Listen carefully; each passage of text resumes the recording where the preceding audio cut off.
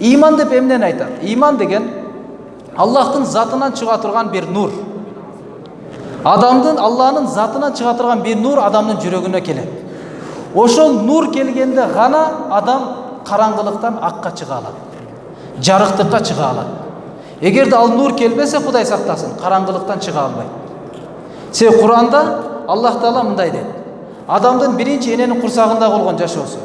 Фи зулуматин салас, биз адамды 3 караңгылыктын ичинде жараттык дейт.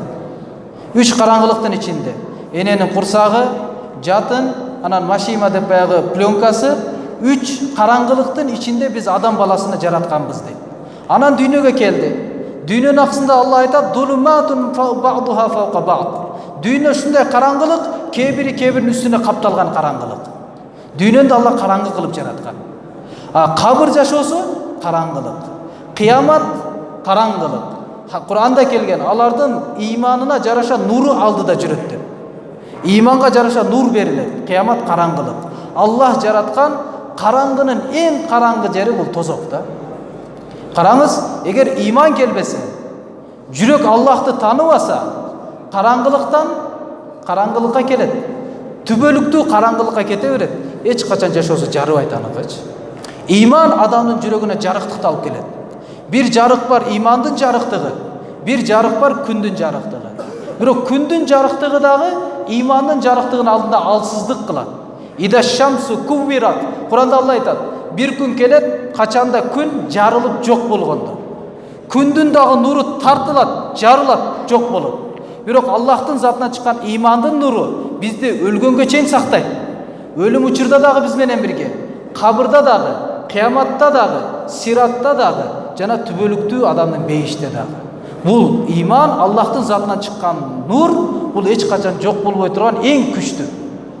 Имандын баалуулугуна караңыз. Канчалык иман баалуу нерсе. Мисалы бир адам жүрөгүндө 20 сом болсо, ага кадыр барк жок. Сактабайт деле. 10 сом болсо түшүп калса деле, лай болуп калса ийилип алгандан дагы жар бербейт. Бирок $1000 салып алсачы, $1,000,000 кармап алсачы, туурабы? Канчалык кымбат баалуу болсо, ошончолук сактагандын пикиринде болот да. Имандын баалуулугуна караңыз. Иман эмне? Иманга биз кандай пикир кылыш керекпиз? Иманды кандай биз сакташ керекпиз? Кандай иманды өстүрүш керекпиз? Иманга каршы нерсе кылбоо керекпиз? Имандын кадыр баркы кыямат болгон учурда, эми кыямат кыйын нерсе.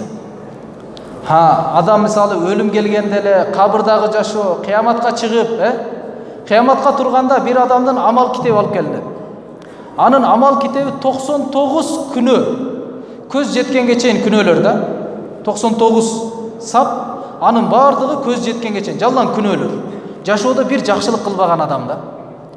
Анан адам ойлойт, мен болду, кыйрадым, жок болдум. Бир кичинекей парча берилет.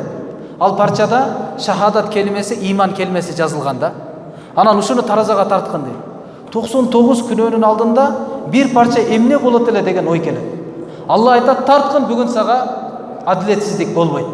Анан тиги кичинекей парча иман эле да, жашоосунда иман бар, башка эчтеке жок да. Ошону койгондо, ошол бардыгын басып кетет да, субханалла.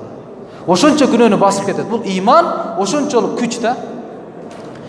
Кайсы бир адам эгерде бейиштен чыга турган болсо, тозоктон эң төмөнкү даража, күнөөсүнүн себебинен тозокто жатты.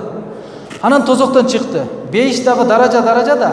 Эмне үчүн бейишти даражалуу кылып койгон десе, алымдар айтат: дүйнөдө Аллахты канча разы кылсаңыз, Алла да сизди ошончо разы кылат. Намазды баарыбыз бирдей окудук. Бирок ким канчалык ихлас менен Аллахты разы кылайын деди, ошого жараша бейиште Аллах дагы сизди разы кылат да. Даража кылып салган. Кээ бирлердин айтымына караганда Кур'андын аятына жараша, кээ бирлердин айтымына караганда Кур'ан дагы тамганын санына жараша Алла бейишти даражалуу кылып жаратып койгон. Ошо эң төмөнкү даражадагы, бейиштин төмөнкү даражадагы адам тозоктон чыгарылды да. Эмненин берекети менен? Имандын берекети менен. Аллахка ишенген, эч бир субханалла деп айткан эмес, бир зикир кылган эмес, эчтеке жок жашоодо, бир жакшылык жок. Болгону иманы гана бар да. Ошол адам пайгамбар айтат, эң акыры ошол тозоктон чыгат дейт. Анан ал бейишке киргизилет. Бейишке киргенде ага бейиштен 10 эсе, бир риваятта 50 эсе жер шарына караганда чоң жер берилет экен да. Аллах. Жер елестетсеңіз, бейіштен бір тақа, аттың тақачалық орду, пайғамбарымыз айтқан, дүйнөнүн бардығы аның қарсысында тұра албайды деген. Бейіш мындай топырақтан емес, миск, зафаран, якут, жамбар, сол адамдың ақылына сыйбай тұрған. Пайғамбарымыз бейішті 3 сүйлеммен